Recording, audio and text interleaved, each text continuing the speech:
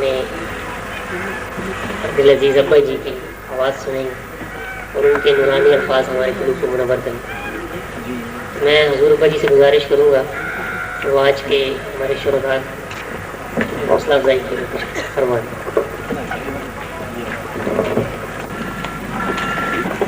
بسم اللہ الرحمن الرحیم.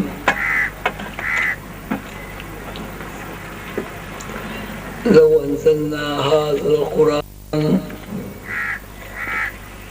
على جبل لرأيته خاشعا متصدعا من خشية الله وتلك الأمثال نضربها للناس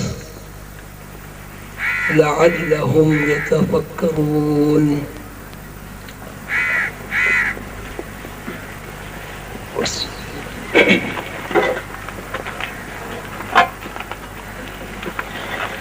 سورہ حشر کے آخری رکوع میں اللہ تعالی فرماتے ہیں اگر ہم قرآن کو پہاڑوں پر نازل کر دیتے تو پہاڑ ڈر کر خوف زدہ ہو کر اور لرز کر ریزہ ریزہ ہو جاتے. خاشعا متصدعا من خشیت اللہ وتلك الأمثال نضربها للناس لعلهم يتفكرون. اور اللہ تعالیٰ مثالیں دے کر انسانوں کو بتاتا ہے تاکہ لوگ آسانی کے ساتھ اللہ کی بتائی ہوئی باتوں پر غور و فکر کریں. قرآن کا نزول اور پہاڑوں کا تذکرہ، قرآن کی طاقت کا تذکرہ اور پہاڑوں کی مضبوطی کا تذکرہ ہمیں اس طرح متوجہ کرتا ہے یہ جو قرآن مسلمانوں کے گھروں میں موجود ہیں، کسی گھر میں 2 ہیں، کسی میں 4 ہیں، کسی میں 1 ہے، شاید ہی کوئی مسلمان گھرانہ ایسا ہوگا جہاں قرآن پاک موجود نہ ہو. ہم شیشے کی الماری میں قرآن پاک کو رکھتے ہیں، شیشے جیسی نازک چیز نہیں ٹوٹتی. لکڑی کے تختے پر قرآن کو رکھتے ہیں، تختے پر کوئی اثر نہیں ہوتا. انسان قرآن کو سر پر رکھ کر جھوٹا حلف اٹھاتا ہے، انسان کی جسم میں، باڈی میں کوئی دراڑ نہیں پڑتی، کوئی تراش خراش نہیں ہوتی، کوئی بوجھ نہیں محسوس ہوتا.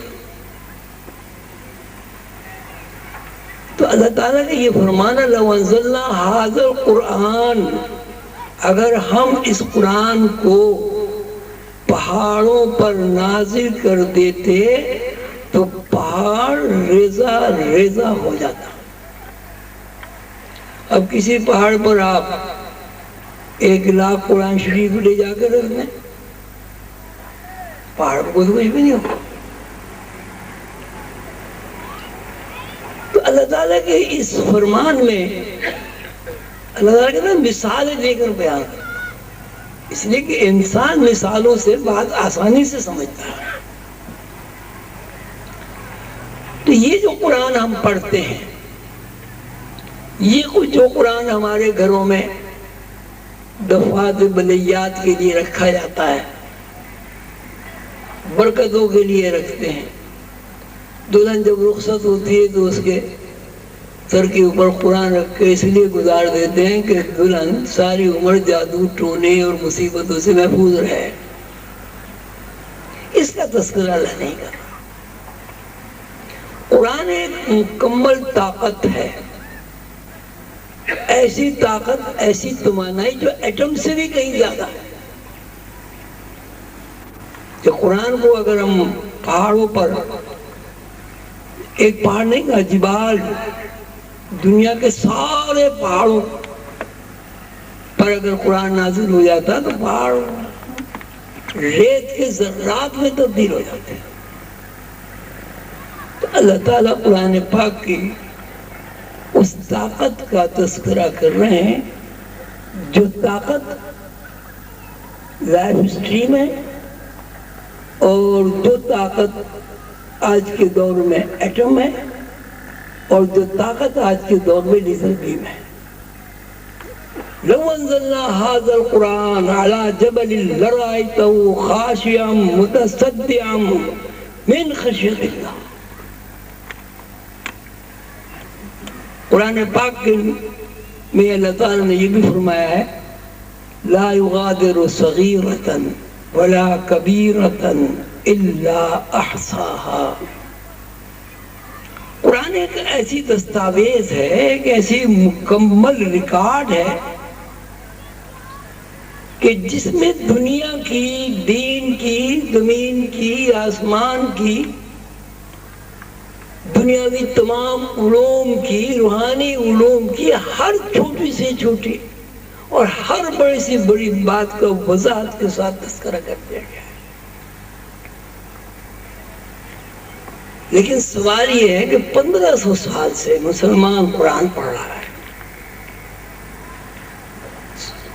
رمضان شریف میں پورا قرآن سن لیتے ہیں۔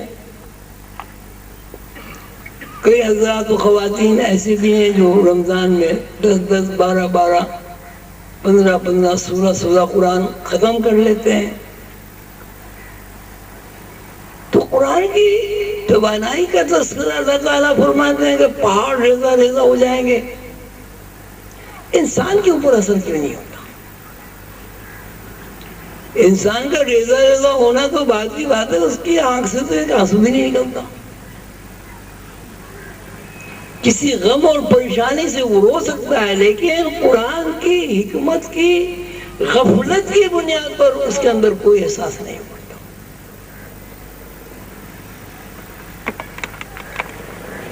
آج کی جو آپ کی ورکشاپ ہوئی، اس ورکشاپ میں لیزر بیم اور قرآن پاک کا تذکرہ ہوا، حضرت داؤد علیہ السلام کا تذکرہ ہوا، حضرت سلیمان علیہ السلام کا بھی تذکرہ ہوا۔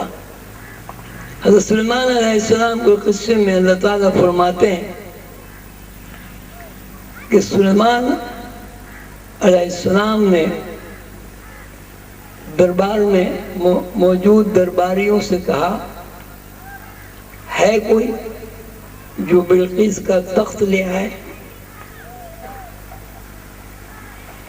قال عفریت من الجن، دربار میں موجود ایک جن نے کہا میں تخت لے آؤں گا، انا آتیک بھی قبل ان تقوم بمقامک، اس سے پہلے کہ آپ دربار برخاست کریں میں تخت لے آؤں گا۔ وہاں جنات کے ساتھ ساتھ ایک انسان بھی بیٹھا ہوا تھا۔ قال الذی عنده علم من الکتاب، ایک انسان بولا کہ مجھے اللہ تعالیٰ نے کتاب کا، قرآن کا علم عطا فرمایا ہے، میں قرآن کی حکمت سے آشنا ہوں، میں قرآن کی طاقت سے بھی واقف ہوں، اس سے پہلے کہ آپ کی پلک جھپکے تخت آ جائے گا۔ ابھی سلیمان علیہ السلام نے ان کو آرڈر نہیں دیا کہ ہاں لے آؤ تخت۔ سلیمان علیہ السلام کی پلک جھپ کے آنکھ کھلی تو تخت وہاں موجود تھا۔ یعنی اس بندے کے اندر اللہ تعالیٰ نے ایسی صلاحیت ودیت کر دی تھی کہ ابھی وہ یہ کہہ ہی رہا ہے کہ آپ کی پلک جھپکنے سے پہلے تخت موجود ہو جائے گا، اور بنفس نفیس جسمانی طور پر تخت وہاں موجود ہو گیا۔ وہ بندہ کہتا ہے قال الذی عنده علم من الکتاب. جب لوگوں حیران ہو گئے کہ یہ کیا ہوا، 1600-1700 میل کا سفر بتاتے ہیں، یہ کیا ہوا کہ 1600-1700 میل سے تخت اوریجنل شیپ میں کس طرح آ گیا، ہوا میں اڑ کے آ گیا، کیا ہو گیا؟ جب اس نے لوگوں کو حیران دیکھا دربار میں تو اس نے کہا نہیں، اس میں کوئی حیرانے کی بات نہیں ہے، مجھے اللہ تعالیٰ نے کتاب کا علم عطا کیا ہے. یہ صورت آپ کو حضرت داؤد علیہ السلام کے قصے میں اللہ تعالیٰ بیان کرتے ہیں کہ ہم نے اس کے ہاتھ میں ایسی طاقت دے دی کہ لوہا نرم ہو جاتا تھا اور وہ اندازے سے جوڑ جوڑ کر کڑیاں بناتا تھا اور لوہے کے خود بناتا تھا. خود اسے کہتے ہیں جو سر پہ جنگ کے زمانے میں اوڑھ لیتے ہیں، پورا ٹوپا ہوتا ہے اور اس پہ تلوار اثر نہیں کرتی.